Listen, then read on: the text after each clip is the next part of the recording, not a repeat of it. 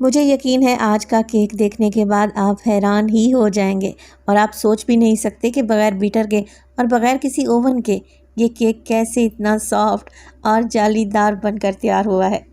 बिस्मिल्लाहिर्रहमानिर्रहीम, अस्सलामुअलैकुम। खुश रहें, आबाद रहें, जहाँ भी रहें हैप्पी रहें और हेल्दी रहें। तो मैं हूँ फ़ायज़ा और वेलकम करती हूँ आपको चटपटे पकवान में।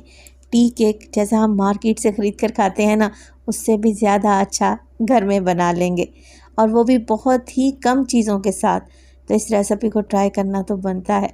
तो रेसिपी को एंड तक देखें, अच्छी लगे तो लाइक भी कर दें और चटपटे पकवान को सब्सक्राइब भी कर लें। तो चलें फिर मार्केट से 100 गुना बेहतर टी केक बनाना स्टार्ट करते हैं। तो super soft perfect tea cake बनाने के लिए सबसे पहले तो मैं ले लूँगी एक पतीली। घर में रखी हुई कोई भी पतीली ले लें। आप बर्फ़ जमाने वाले कटोरे होते हैं ना, उनका भी इस्तेमाल कर सकते हैं। तो ज़रूरी नहीं आपको केक बनाने के लिए मोल्ड चाहिए, किसी भी बर्तन में आप केक बनाकर तैयार कर सकते हैं। अच्छा, यहाँ पर मैं छोटी सी पतीली ले रही हूँ जिसमें अक्सर चाय वगैरह मैं बनाती रहती हूँ। इसको क्या करेंगे, ऑयल या घी की मदद से ग्रीस कर लें। हल्का सा ब्रश की मदद से ऑयल सारी साइडों पर लगा लेंगे ना, तो हमें बटर पेपर लगाने की भी ज़रूरत नहीं पड़ेगी, क्योंकि बटर पेपर हर किसी के पास अवेलेबल नहीं होता। मिनिमम चीज़ों से केक बनाऊंगी और बहुत ही परफेक्ट बनाकर तैयार करूंगी। ऑयल लगा लें तो 1 से 2 टेबलस्पून मैदा लें और पूरी पतीली में फैला दें। इससे केक क्या होगा, चिपकेगा नहीं, आसानी से पतीली से निकल आएगा इंशाअल्लाह ताला। तो बस पतीली को गोल गोल घुमाते जाएंगे ना, चारों साइडों से मैदा लग जाएगा। एक्स्ट्रा मैदा झाड़ दें और पतीली को एक साइड पर रख दें। ये काम आपने केक बनाने से पहले कर लेना है। दूसरे स्टेप में मैंने एक बोल ले लिया है और उसके ऊपर रख देंगे एक स्टेनर। कोई सी भी स्टेनर ले लें और स्टेनर में हम डालेंगे 1 कप के बराबर मैदा। मैं मेजरिंग कप का इस्तेमाल कर रही हूँ और मैदा मैंने लेवल करके डाला है, बहुत ज़्यादा भरा हुआ कप नहीं है। अगर आप लोगों के पास मेजरिंग कप नहीं है तो घर में चाय पीने वाला कोई भी मीडियम साइज़ का कप सेट कर लें और फिर सारी मेजरमेंट्स उसी से करें। चलें जी, मैदे में शामिल कर दिया है मैंने 1 टीस्पून लेवल करके बेकिंग पाउडर। इसके अलावा शामिल करूंगी मैं मीठा सोडा या बेकिंग सोडा भी जिसे कहा जाता है, 1/4 टीस्पून। इसे भी मैंने लेवल करके डाला है। ये तो बेकिंग पाउडर और बेकिंग सोडा डिफरेंट चीज़ें हैं, दो मुख्तलिफ चीज़ें हैं। किसी भी करियाना दुकान से आपको आराम से मिल जाएंगी। चलें जी, अब ये दोनों चीज़ें बल्कि तीनों चीज़ों को हमने क्या करना है, छान लेना है। मैदे को छानना बहुत ही ज़रूरी है। इससे क्या होगा, मैदे में एयर यानी कि हवा भरेगी, केक बहुत फूला फूला बनकर तैयार होगा। तो बस जी कुछ भी नहीं करना, इस तरीके से मैदे को छान लें। तो बोल को एक साइड पर रख दें, इस मैदे का इस्तेमाल हम बाद में करेंगे। बिलीव मी, अगर आप पहली बार में ये केक बनाएंगे ना, एकदम परफेक्ट केक बनकर तैयार होगा, मगर रेसिपी को आप लोगों ने एंड तक देखना है।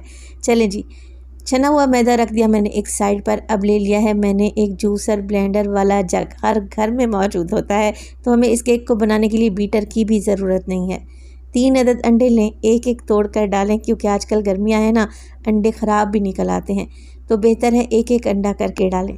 अच्छा, केक बनाने के लिए जो आप लोगों ने अंडे लेने हैं, रूम टेम्परेचर पे लेने हैं। अगर फ्रिज में अंडे रखे हैं तो 15 मिनट पहले किचन काउंटर पर निकाल कर छोड़ दें। आधा कप चीनी ले रही हूँ, एक मुनासिब सा मीठा केक तैयार होगा। अगर ज़्यादा मीठा केक बनाना चाहते हैं तो 2 टेबलस्पून चीनी मज़ीद बढ़ा लें। आधा कप ही मैंने चीनी का इस्तेमाल किया और आधा कप ही डाल रही हूँ मैं इसमें कुकिंग ऑयल। डेली रूटीन में आप हांडी सालन बनाने में जो ऑयल इस्तेमाल करते हैं ना, बस वही ऑयल डाला है मैंने। अच्छा, 1 टीस्पून इसमें डालूंगी मैं वनीला एसेंस, जिससे अंडों की स्मेल ख़त्म हो जाएगी।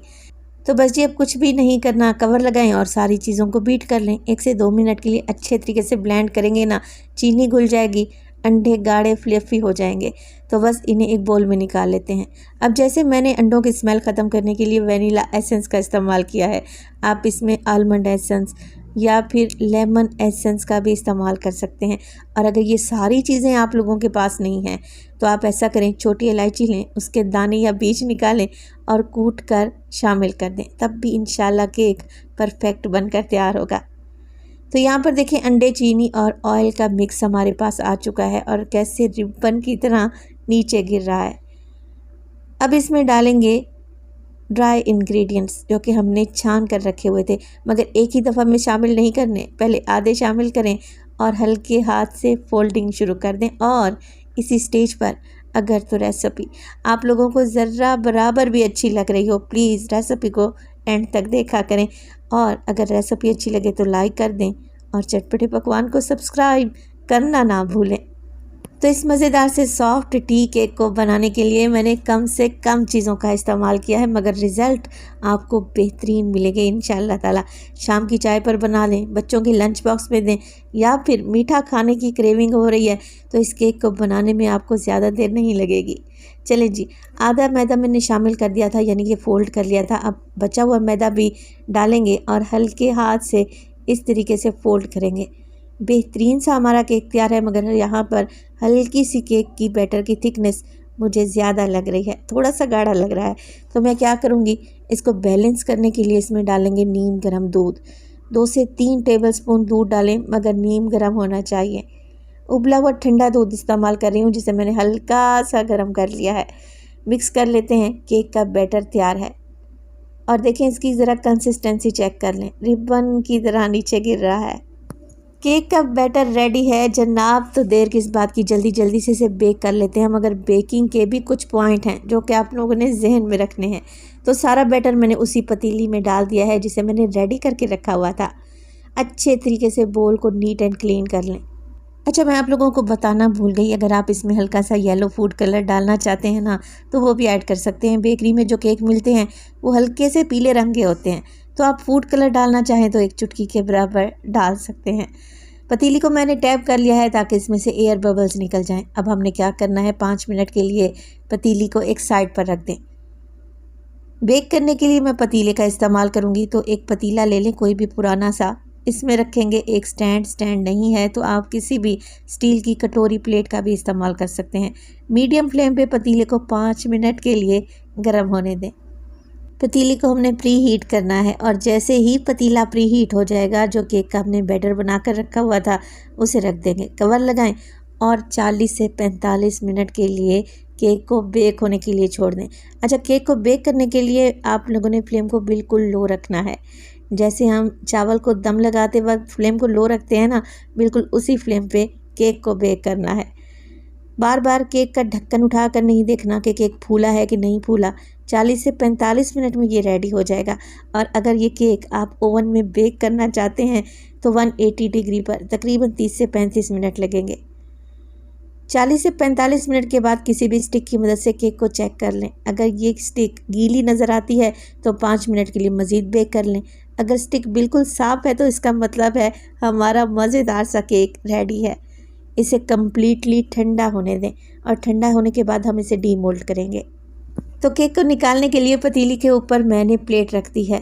अब पतीली को उल्टा करेंगे ना, केक बहुत ही आसानी से निकल आएगा। और आप लोग ज़रा चेक करें कि पतीली बिल्कुल भी नहीं जली, और जिस पतीले में हमने केक बेक किया है वो भी नीट एंड क्लीन है। बहुत ही आसान सी रेसिपी है माशाल्लाह से। आप ज़रा केक तो चेक करें, कितना बेहतरीन फूला फूला सा हमारा केक बनकर तैयार हुआ है। यकीन करें आपकी तबीयत खुश हो जाएगी जब आप ये केक बनाएंगे। अभी मैं आपको काट कर दिखाती हूँ। कटने से ही आपको पता चल जाएगा कि केक कितना सॉफ्ट और जालीदार है। बजट में रहते हुए जब आप ये मज़ेदार सा टी केक बनाएंगे, यकीन करें घर वाले आपके समझदारी के फ़ैन हो जाएंगे। आप ज़रा चेक करें कितना सॉफ्ट बनकर तैयार हुआ है, आपके मुंह में घुलता जाएगा। रेसिपी बनाएं तो अपना फीडबैक लाजमी दिया करें। आपके एक प्यारे से कमेंट का मुझे इंतज़ार रहेगा। मैं तो आपसे कहूँगी आज ही इस रेसिपी को ट्राई करें और अपना फीडबैक दें। अपना बहुत सारा ख्याल रखिएगा। फाइज़ा को अपनी दुआओं में याद रखिएगा। मुझे दीजिए इजाज़त। टिल देन, अल्लाह निगहबान।